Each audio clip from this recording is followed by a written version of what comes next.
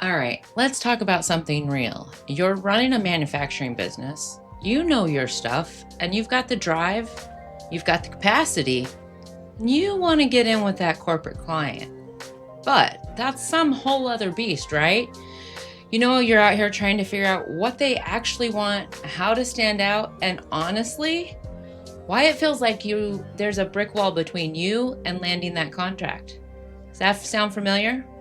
So that's where I come in. Hi, I'm Tisa. I've spent 20 years in corporate procurement, specifically in an area where I am that gatekeeper. I'm that one picking that co-manufacturer we're going to use. So I've always had the luxury of working with larger companies that are the name for their niche, right? So I've had the luxury of having pretty high standards and being able to call the shots. But with that, I know what it takes to get that manufacturer who wants that corporate client. So if you want to know what it really, really takes to get in good with that procurement guy at the Fortune 500 company so that they will pick you to run their stuff for them, stick around. I'm going to give you tips, tricks, and ways to build that relationship to get you that multi-million-dollar, multi-year contract you're so looking for. So one of the first hurdles that you have when you're coming to work with me is corporate expectations, right? We're not just looking at the price. For me, it's a total cost of ownership, long-term partnerships, minimizing risk. But guess what? You're not just competing against other suppliers. You're being compared to what I can make in-house. So you've got to bring something else because let's face it, I'm going to pay more most of the time, not always, externally than I am internally. So that's that other thing that you have to be mindful of. How cost competitive are you? I've done my homework. I know how much it should cost. I know where your margin should be. And if you're coming outside of that, you're never going to get past me to the next step. So that other thing, compliance and quality, right? Corporate world, we have different regulations that you have to be willing to fit into those boxes. Sometimes as smaller companies, you don't always have the compliance checks and balances or quality systems in place. Now, that is by no means a stopping point, but it is a challenge and it's a hurdle, and it is something to be mindful of. The biggest challenge that I have right now with some of my smaller manufacturers is they don't have key people in key positions. So what do I mean by this? I work directly with the president and CEO of one of my co-manufacturers. So that's good for me, right? I have the buck stops here. However, when my team, who's doing the day-to-day work, needs to get answers and is calling their counterparts at this same company, the answers that they get from the team is, hey, we don't know the answer. You got to go to the owner.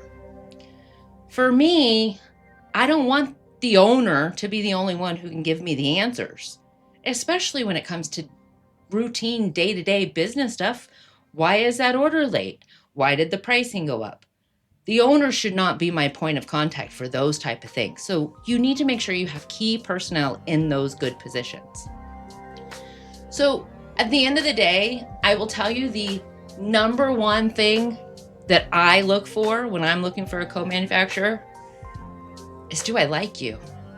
Honestly, if your pricing's where it should be, it is what it is. I have commoditized bill of materials, so I know how much you're going to pay for certain things. There's only so much room that you can do things there, right? So what am I paying you for? I'm paying you for that value you bring. I'm paying you to be in front of a problem for me. I'm paying you to come to me with new ideas and new ways of doing things that are going to help me, honestly. At the end of the day, as a co-manufacturer and a procurement person within corporate world, that is your main point of contact. They're going to take your business and they're going to own it like it's their business. That's their job. My job inside the corporate world is to be your voice and your advocate. I have to know everything there is to know about your facility and be your voice in my corporate realm. So the only way to do that is to have a great relationship.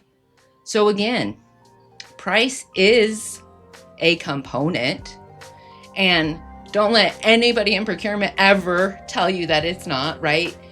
I'm always going to ask you for another dollar, another $5, another couple percentage. So don't think that no matter how good of a relationship we have, that every time we talk, I'm going to ask for a cost save. Just know that, okay? It's expected. It's what we do.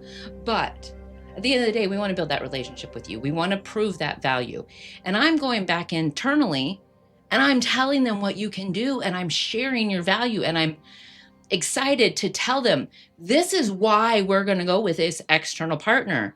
They're bringing this value. That's what gets you that contract. What is that unique value proposition that you bring? It can be as simple as you're the person that returns phone calls and emails, and you build a rapport. And when something happens and something goes wrong, I don't call you, you call me, right? That's what that relationship is. That's what a strategic partnership is. And that's what I need in my co-manufacturer.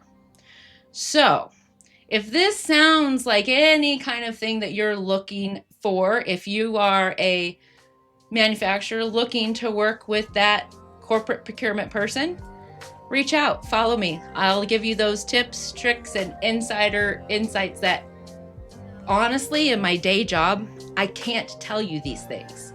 So I say all of this knowing that, disclaimer, I am saying this on behalf of me, and these are my thoughts and my opinions only. I do not represent my company when I'm here. I'm not speaking on their behalf. But to be honest, it doesn't matter who I work for. At the end of the day, I want to have a good relationship with you.